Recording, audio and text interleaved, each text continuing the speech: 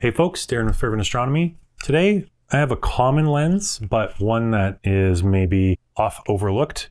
This is the Sigma 16mm f1.4 DG, is it DC? No, sorry. Yeah, it's DC-DN. In this case, this particular copy is for Canon EFM mount, depending on what has sort of landed in what order. You might have seen my review of the Canon M6 Mark II EFM mount camera. Kind of a defunct system now, but you know what? This lens is not defunct. It's still available for that mount for EFM, of course, but also I believe for Sony E mount, Fuji X mount, and newly, I believe also Nikon Z mount. They're allowing Sigma to release some of these lenses to help flesh out their APS-C lineup because Nikon seems to not be able to release any APS-C lenses with any sort of frequency. That being said, is this a good lens? Well, we'll find out. It's certainly well built, as you would expect from a lot of Sigma lenses. It is a contemporary lens, but don't let that fool you. It's got, a nice build, got metal happening, huge focus ring, which is actually, I'd say that's a strong 7 as far as focus rings go. Petal-shaped hood covering the 67mm filter thread here, and the front glass doesn't go the whole way edge to edge, but it's got a pretty chunky element. This being a 16mm lens on a Canon mount, that's 1.6 conversion, which is through the power of editing 25.6mm focal length on Canon. On every other APS-C camera, it's going to be a 24mm equivalent at f1.4 as far as exposure goes and how much light it's letting in. Well, dang it. Now I'm going to sidetrack myself talking about transmission. At any rate, if you're not familiar with how equivalences work, know that at infinity, where we're not worried about focus depth or anything like that, where everything's at infinity, it's a 1.4 lens. You're going to be getting a fairly fast lens. It's pretty big compared to a lot of other lenses for these APS-C mounts. That's a Sigma thing, right? They tend to be fairly chunky. This one, of the 3 or 4 APS-C primes that were released in this series, I think it's by far like the biggest, but you do what you got to do. That gives me some hope that we're going to get some good rendition actually, because if they need to make it that big, it's to try and avoid some compromises as far as the optical formula. But again, I could sit here talking about it all day long, or we could just go into Lightroom and take a look at some samples. So let's do that. Hey folks, welcome to Lightroom, where we are of course looking at the Sigma 16mm f1.4 DC-DN contemporary lens released in 2017. And the DC means this is for crop sensor cameras. These crop sensor cameras, it's actually now in 2025 fairly widely available, even for Canon RF mount and Nikon Z mount. Imagine that. So this lens is going to be something that some of you might be really interested in, even though it's a little bit older, because it's the widest, fastest available lens for your APS-C mount system. And in my case, we're actually looking at the Canon EOS M version. The Canon M mount line has, of course, been sunset. It's been replaced by RF mount APS-C cameras, but the lens is still the lens, still performs the same, and it's the camera that I have. So we're going to take a look. One thing I will mention, however, is Canon, as compared to the other brands listed here, uses a smaller sensor. So the EFM mount and RF mount cameras, they will have the same size sensor as each other, but it is smaller than what you would find with X mount, E mount, Z mount on their respective APS-C systems. And of course, Micro Four Thirds is its own thing entirely. So this 16mm lens on the Canon is going to be roughly a 25 to 26mm field of view, equivalent to what you would get with a full frame camera. If you are on a Nikon, Fuji, or Sony APS-C camera, you have a 1.5 conversion. So what that means is you'll be using a equivalent 24mm field of view. So if you stuck this lens on your Nikon Z50, let's say, and you stuck a 24mm lens on your Nikon Z8, you would see that they would have pretty much roughly the same field of view. However, this is also an f1.4 lens, which makes it interesting for astrophotography. 24 millimeters is wide enough, of course, to do Milky Way and that type of stuff. And with 1.4, that's really attractive. You can get a lot of light in really quick. So I wonder how it will perform. Let's find out. What I've done here, I've taken a series of shots tracked with the Fornax Mounts LighTrack II portable star tracker. As always, Fervent Astronomy is Fornax's North American distributor. So if you are interested in learning more about that mount, head on over to ferventastronomy.com and you can do so. The camera I'm using is a M6 and it's a 24 megapixel camera, and these are 60-second tracked exposures. And I've run through the f1.4 through f2.8 to give you an idea of how it performs as you stop down. I do have a modified EOS M6 Mark II, and I did do some samples with that as well. The only thing is I use a clip-in filter, an aftermarket clip-in filter on that camera to restore normal color balance. And I think there was something wonky going on. The filter might have been at a bit of a tilt or something, because the corners were not showing up very well in the samples with that camera. So I've just scrapped it. And we're going to go with the M6. 24 megapixels for an APS-C camera is still a lot. Love it if I actually just had access to a Fuji X-T5 or something like that with 40 megapixel sensor to really put hard mode on this lens, but it is what it is. Still, that's pretty dense sensor, all things considered. You'll notice I'm shooting at ISO 320. If you're interested in learning why, something called ISO invariance. The M6 isn't as invariant as other cameras, but that was kind of the sweet spot-ish. And if you don't know what I'm talking about, there should be a link popping up on screen to a video explainer that I did on the topic. Or if you want to learn more about it in written form, in the description is a link back to Fervent Astronomy, where I've got an article linked there that will run it through in extreme detail. And while you're there, you can actually find these samples as well. Downloadable and full RAW. They're available there for your pixel peeping needs. If you want to try processing the images, all that good stuff. However, as always, I am the copyright holder. I did have to buy this lens. I did put sweat equity into getting these samples and making this review. So please respect that. Please only use them for assessing the lens. Use them in good faith. Thank you so much. And with that, let's kind of get in here right to our main sample here, f1.4. Now, there might have been a little bit of haze that night. I can't quite remember. So please keep that in mind. The contrast here isn't great. So I'm not really willing to be too hard on it because I don't know if it was the sky conditions. If we stop down to 1.6 back and forth, we'll see that we do get increased contrast and we are getting a bit more of an even exposure. However, the histogram is shifting to the left, which I don't really like. And essentially a lot of lenses might hotspot in the center, wide open.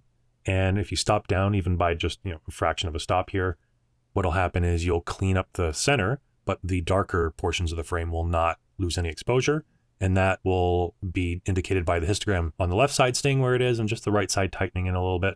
However, in this case, the whole thing is shifting left, so we're losing bulk exposure everywhere. Please keep that in mind. If we look here at the navigator, we can see a little bit better that there is some vignetting, but it's not too bad actually. It is there, but it's not overwhelming.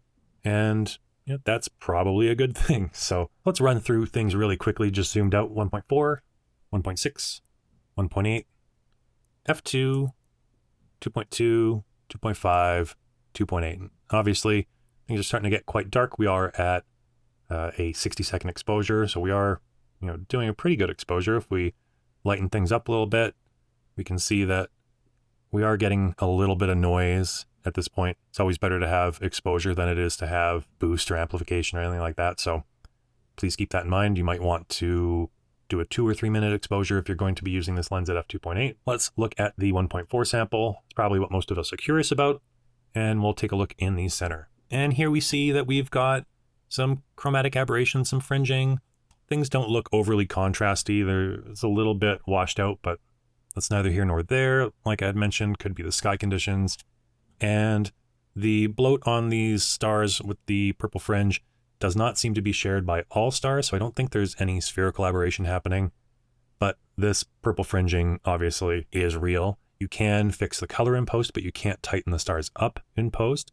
And what's happening here essentially is that the red and blue wavelengths do not focus in this lens at the same spot on the focus ring basically as everything else. So all the light's getting focused into the star, reasonably speaking, and then the blue and red wavelengths are basically out of focus, and that leads to this fringe. That's why it looks bigger. And it's not awful here, but it is what it is. Could affect the detail you might get in nebulae, possibly, but this is still a fairly wide lens. No one's ever going to really notice. If we cycle down here, 1.6, you see we do get some better contrast. And as we stop down, we're not really getting rid of that purple fringing. Yeah, even all the way to f2.8, we're not really rectifying it entirely, so keep that in mind. Let's look in the corners here. Oh boy. All right. So this is not great. This is also not coma. This is actually two things going on. We've got astigmatism and field curvature. Let's deal with the field curvature first. So what is field curvature? Well, you'll notice that these stars kind of look out of focus. If we look here in the center of the frame, nice and tight, very small, looks in focus. Snap back to the corner here. Something's off, right? Let's look at a different corner. Okay, more in focus. I know that it is looking bad, but if you look, the star sizes are in focus. And if we snap back to the top left, I think you can see that these are just something's going on. So this is field curvature.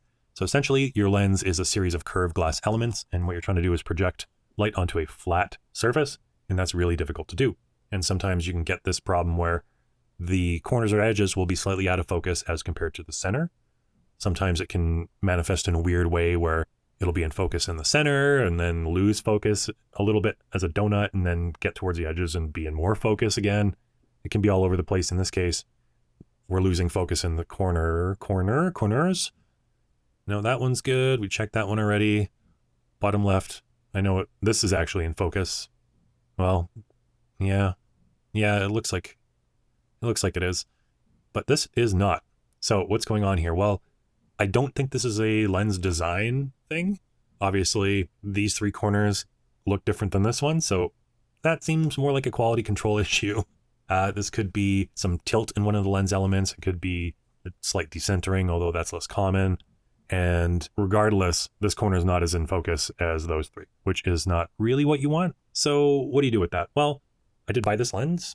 It did make it out of the factory. It did make it into consumer hands. So, please keep in mind that while this is probably not a design feature of the lens, it might be something that you might deal with if you buy this lens. In this case, it's one corner. It's not terrible.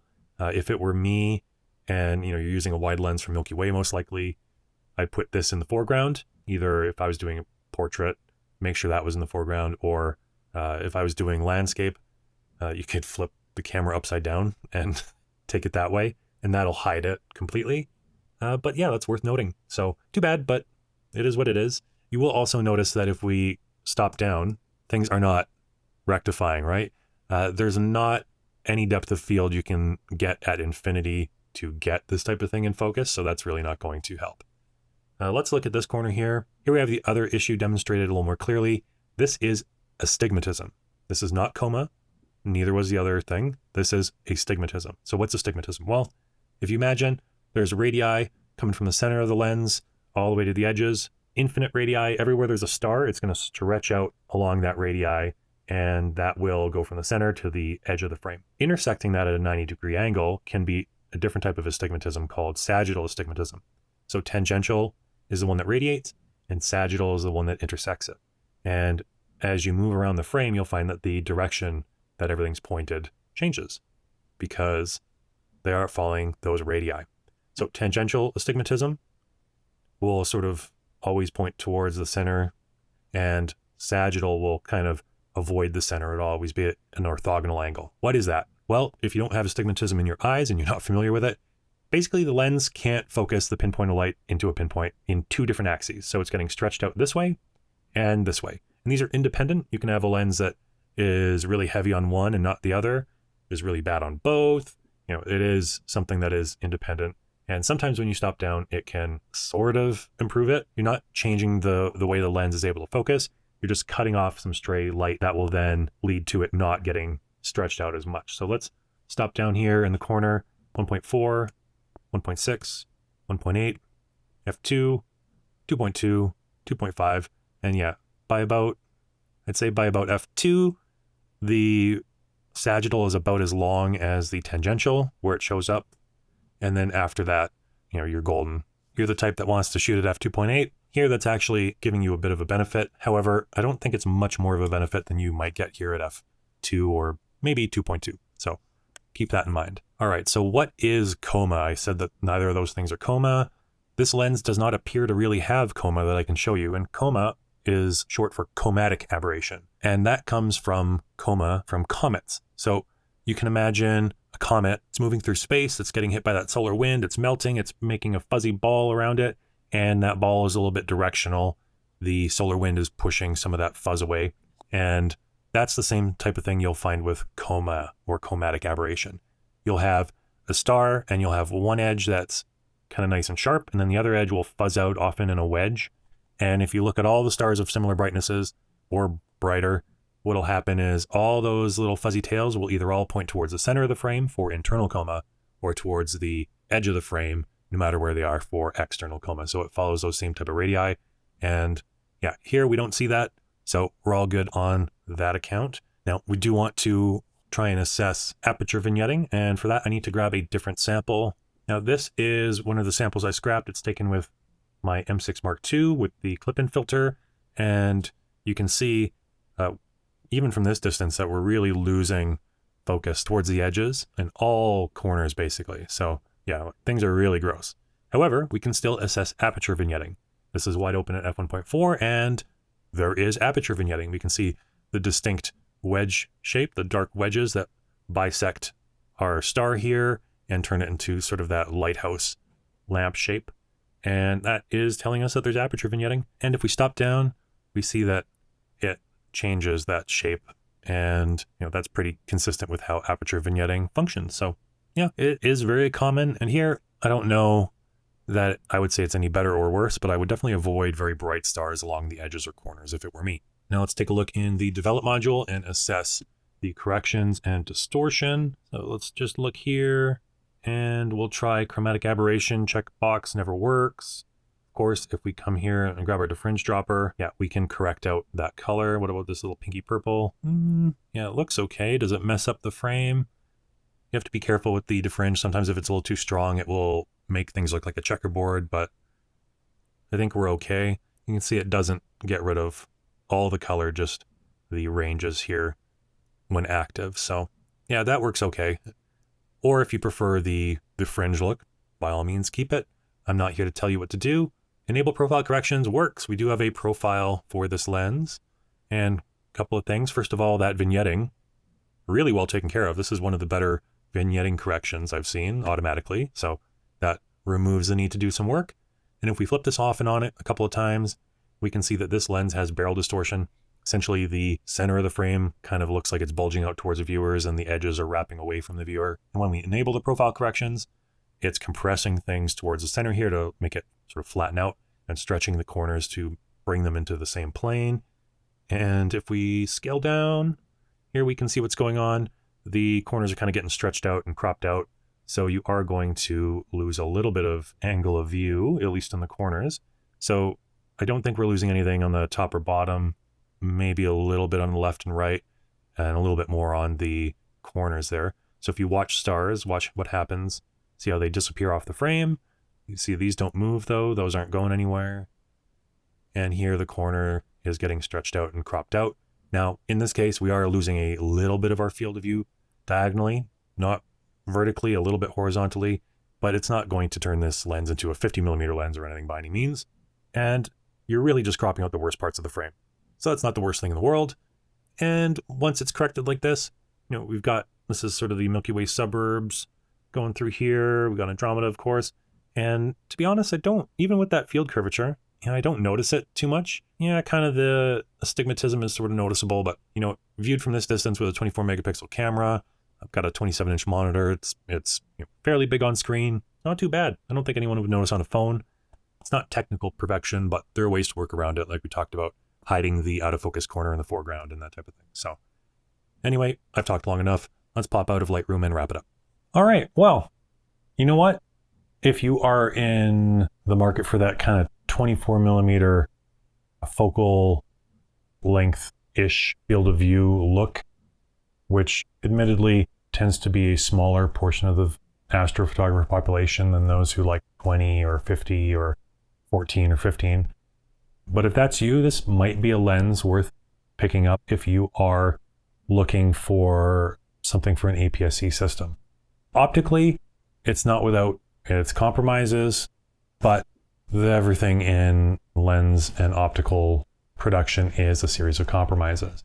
And in this case, I'm perfectly happy to use this lens as is. I think I'm going to have some fun with this personally. If you're Sony E mount, or especially if you're in Nikon Z mount, you might not have any other options. You're just happy to have it. And I would say that that's an easy choice, right? Depending if you're in Fuji, you may or may not find this to be your best choice. For the mounts where there are some restricted options, such as Canon's EFM mount or Nikon Z mount, this is actually a really compelling choice. So I hope you found this useful. I hope the samples have been helpful for you. And yeah, I'm Darren. This has been Fervent Astronomy. We'll catch you in the next one.